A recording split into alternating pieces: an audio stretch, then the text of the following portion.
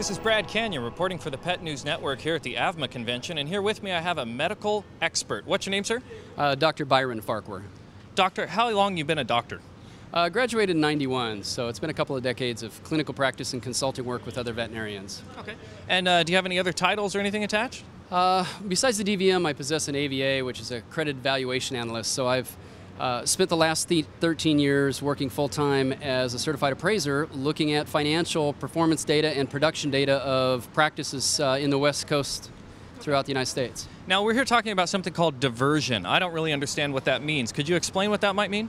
Well, as it applies to this profession, at least with some pharmaceutical items, it's really it's a process that a practitioner has been entrusted to represent and sell products from a manufacturer to their client base. But instead what they're doing is taking some of these products and they're getting them over to like a wholesaler or a catalog company or an internet company.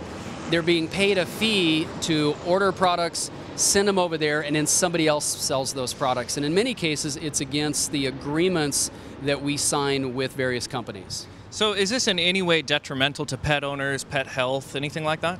Well, it certainly can be detrimental to pets and indirectly to pet owners, because you lose the education connection from a veterinarian speaking directly with the client, things like application of a product, storage of a product, the genuineness of a product.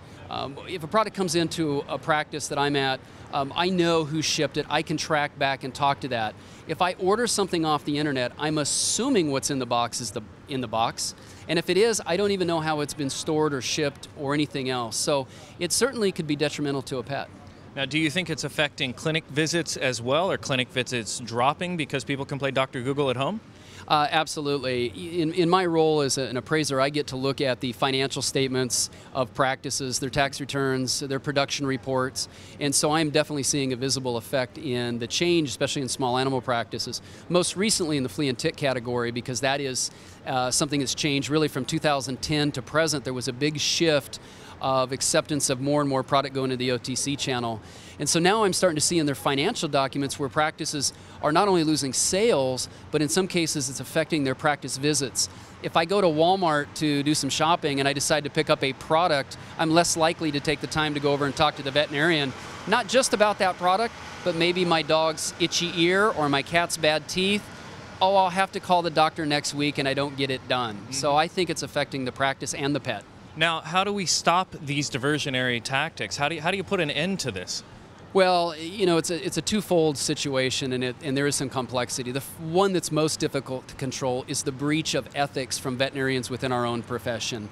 The old joke: a new diverter's graduated every day every year from vet school. So part of it starts with the veterinarians policing themselves about knowing what's right and what's wrong, and not just doing something to make a dollar. But I think companies can really help us, because there are some companies now that are pairing up more with the veterinarians, saying we don't want our products to be in diversion channels, and therefore we'll hold you accountable. And I think that's good. If I knowingly divert a product, I ought to be punished for that. And so I think that's the best way to control it. Thank you for all that information. That's fantastic. If you care about your pets, check out more information at stopfatcat.com. Brad Canyon reporting live.